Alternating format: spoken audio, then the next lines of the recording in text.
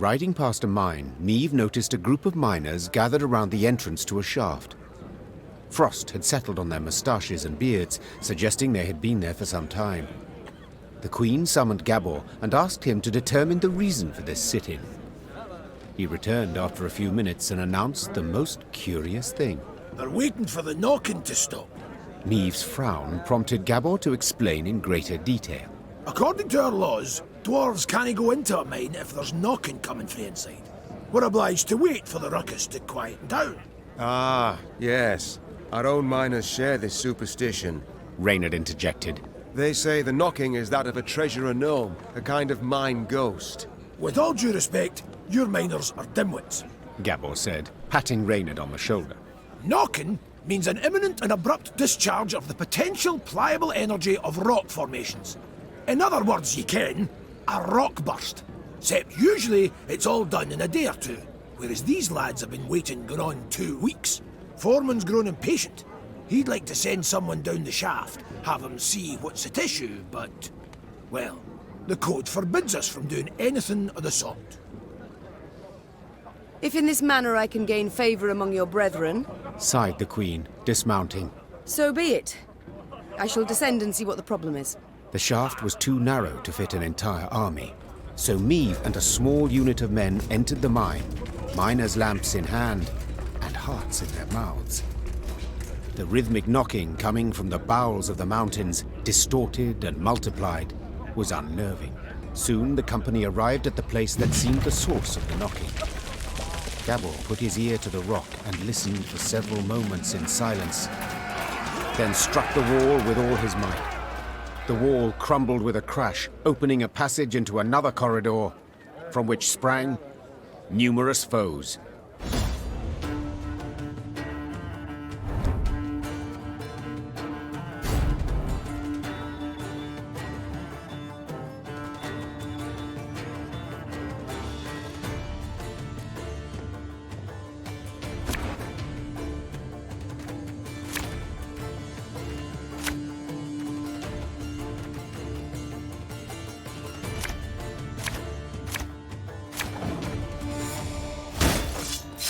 Did you hear something? What was that? My gnome senses are telling me. Those definitely aren't ghosts.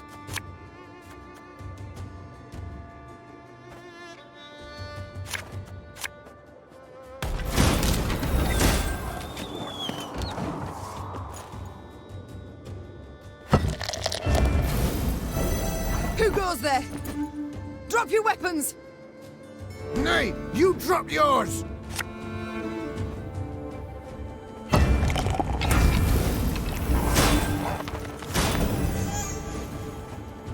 Bigger they are, easier they are to target. Ow!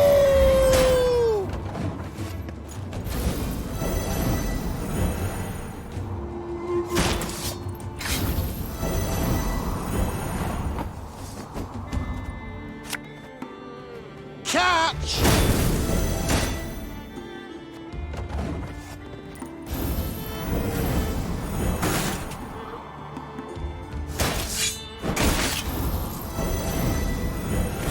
Who just grabbed me? Oh, apologies, Meve. I thought you were raining.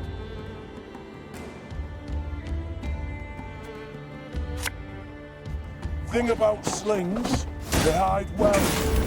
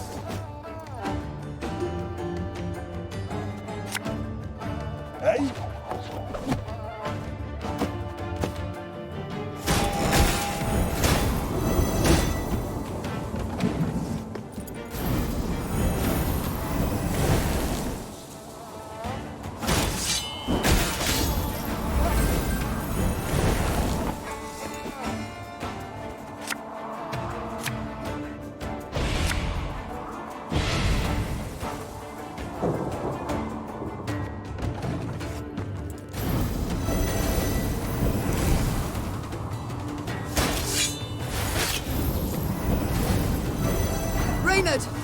Are we winning? I can't see a bloody thing!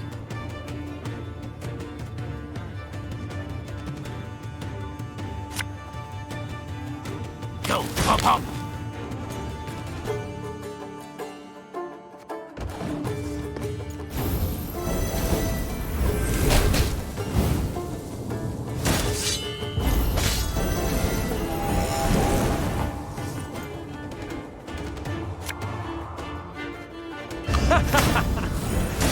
Wait, you're serious?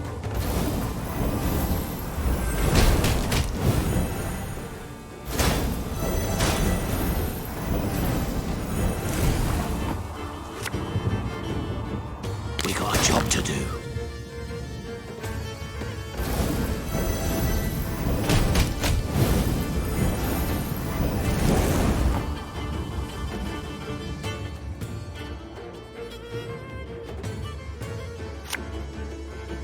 Fear not.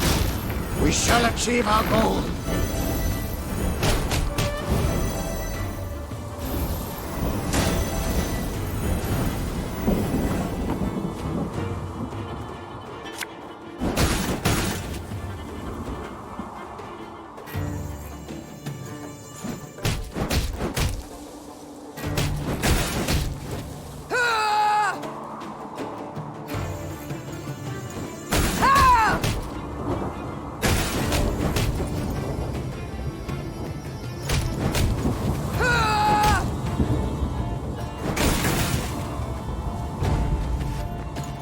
Stop!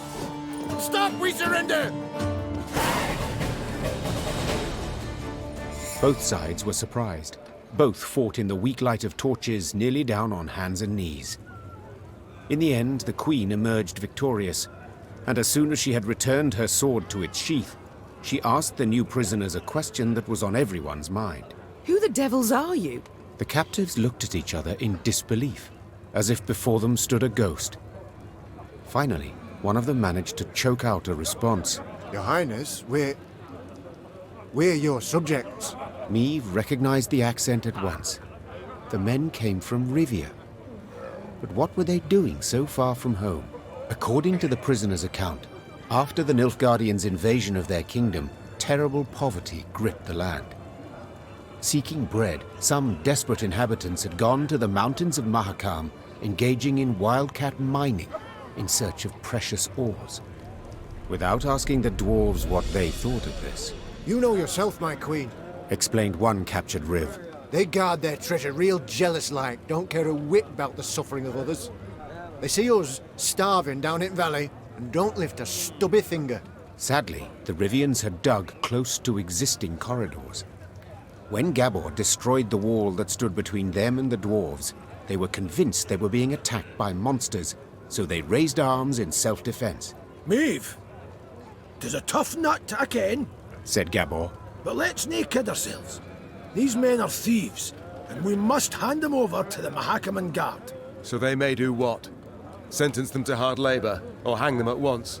Said Reynard, his usual calm shaken and his voice raised. These are your subjects, Queen. They coveted their neighbors' goods, true, but only because they had nought themselves.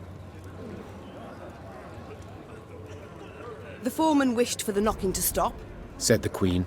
and so it shall.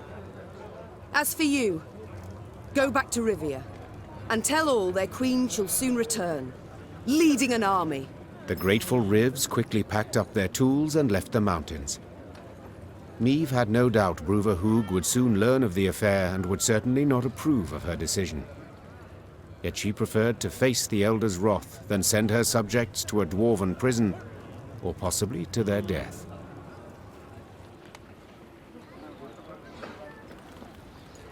Well, boys, a wee swig and we get back to work.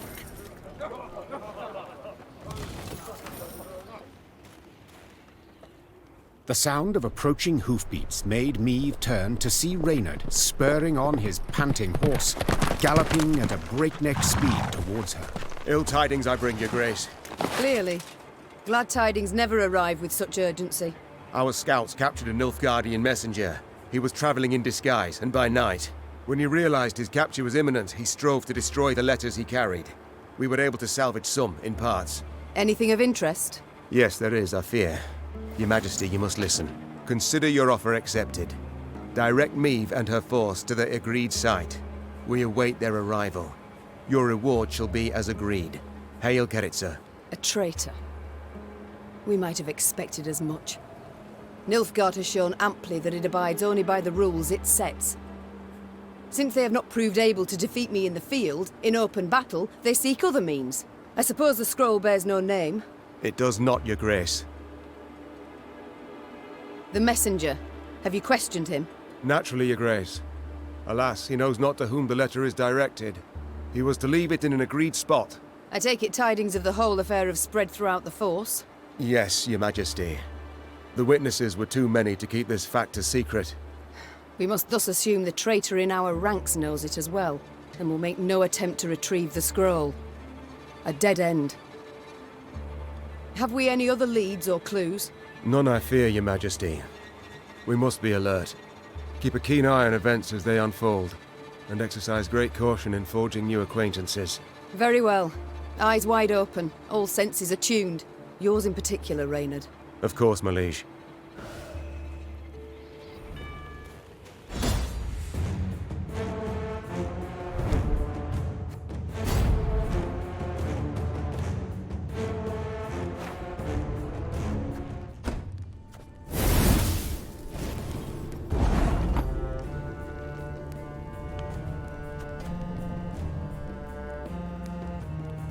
This harvest, we'll be reaping black-clad heads.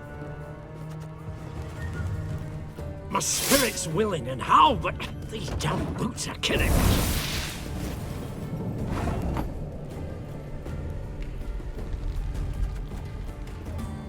There's a time to reap, a time to sow, and a time to die.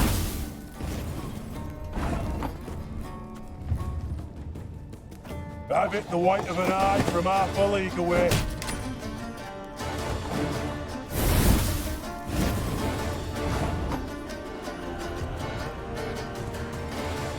Aye.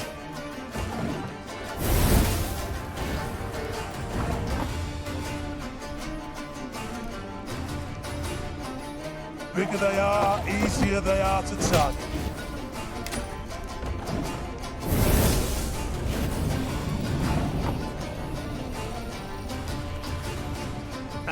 Should have listened to me, old lady.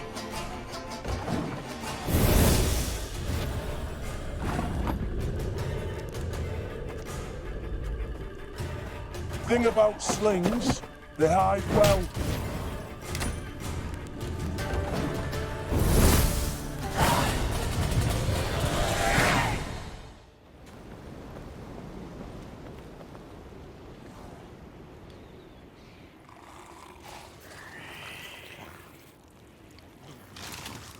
Meve's force neared Davor's abyss. Signs of beastly feasting were not hard to find. Countless paw and claw tracks were impressed in the blood-stained snow. Among the boulders, bones picked clean were strewn about. Gascon lifted one from the ground. Empty inside, He said.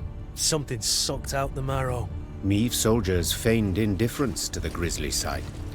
They marched on, their stepped rhythm unwavering, a song on their lips. Yet hearing a slight tremolo in their voices, Meve knew they merely sought to drown out their fear. A moment later, a commander's horn sounded, the signal to halt.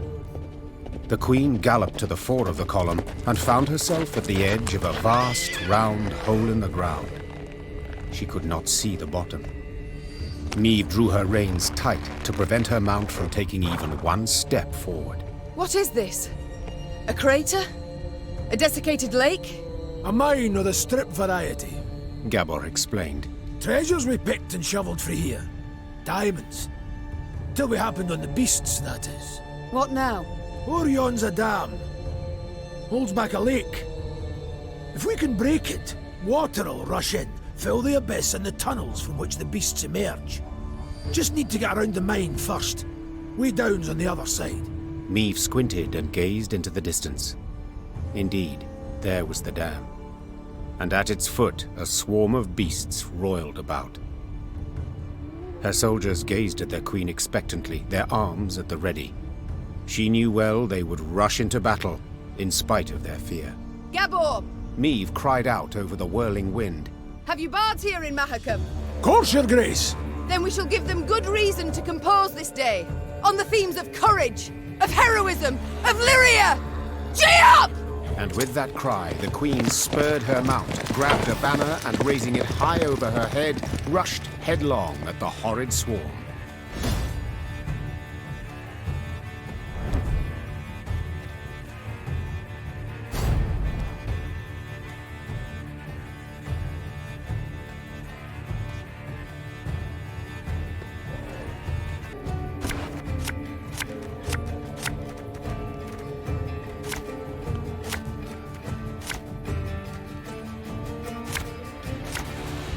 Here's the way down. We need to break through and destroy the dam.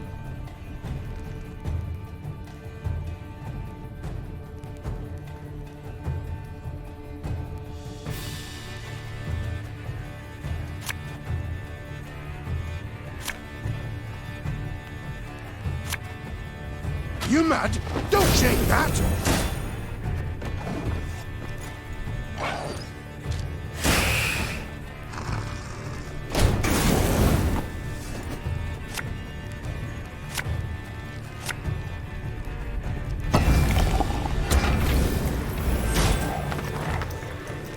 Greetings. What is it? Ever have a storm knock out one of your teeth?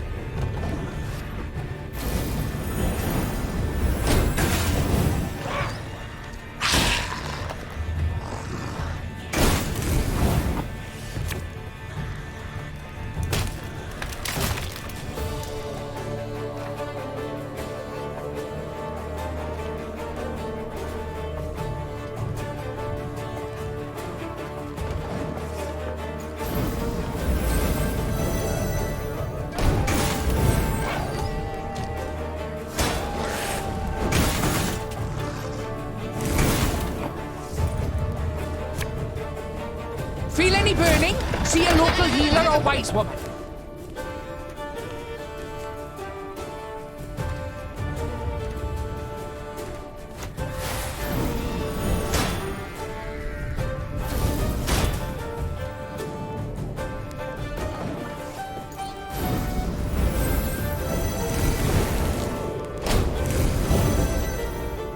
Your Grace, monsters approach from all sides.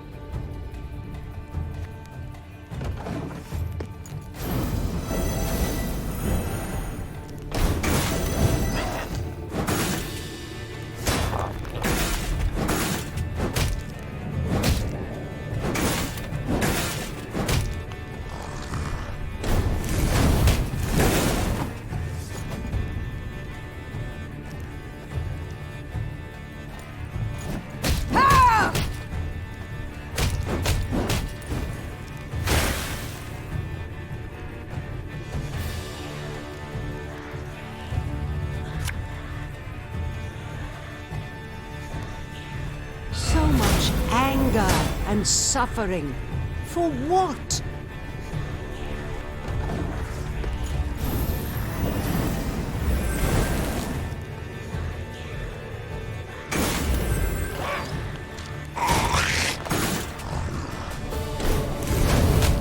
Excellent! The dam's about to give!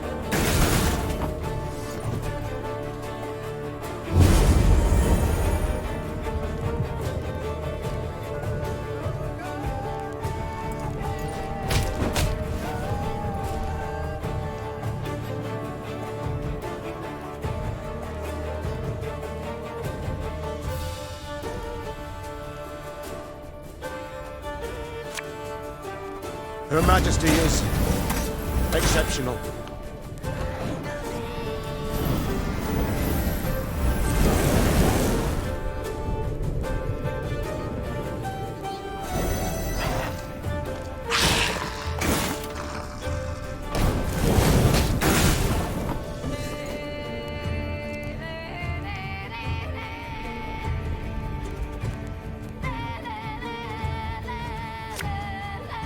The chase is on!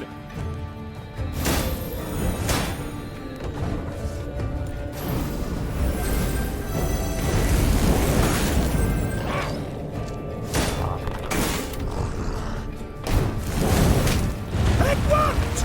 Look at those stunners flounder! Excellent work!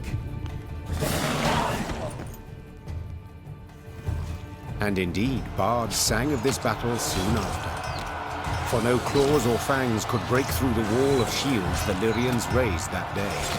And no scales could protect the beasts from the Lyrians' stinging arrows and blades. Fight! Do not relent! Let us show these beasts! It is they who should fear us! The Queen shouted. In the end, the beasts turned to flee, yet Neve's force cut off any chance of escape. A solid wall of men began to push the monsters ever closer to the edge of Davor's abyss. Pressed from all sides, the horrors began slipping over the precipice, screeching terribly as they fell.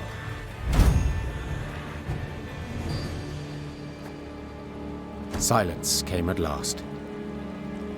The Queen stood at the edge of the precipice, breathing heavily, leaning on her sword. From the depths of the mine came muted growls and groans. Let's flood the damn hole, Hissed Gabor. before any other shite crawls out of it. A rush of icy water suddenly rose, then just as abruptly plunged into the mine, flooding the pit. And where once lay Davor's abyss, now lay Davor's pond. Neve descended back into the pass, exhausted and covered in beastly blood, yet also exceedingly pleased. She was one step closer to dwarven support in the war against Nilfgaard. Once the Lyrians had put some distance between themselves and the now destroyed monster lair, Neve ordered her men to pitch camp. Then she sent the quartermaster off for food and drink. The soldiers lit campfires, then set aside their weapons. Soon after, lively music and song could be heard throughout the camp. Your Majesty, Reynard said from behind Neve's back. a messenger from the Elder-in-Chief. The Queen turned to see a dwarf in a richly adorned jerkin and a shako with golden seams. She stifled her laugh into a smile and lifted her chin proudly, expecting praise and a pledge of aid in the war against Nilfgaard. My lady, your daring deeds have come to the Elder's attention, said the dwarf in a measured voice. He's positively irate and demands an explanation. Irate? But why? I and my men, we've aided you greatly. Elder Hug awaits at the Long Bridge. You'd be wise not to keep him there any length of time. And with that, all the Queen's enthusiasm for a celebration was instantly gone. She waited until the fires expired and the songs died down, then gave the order to march.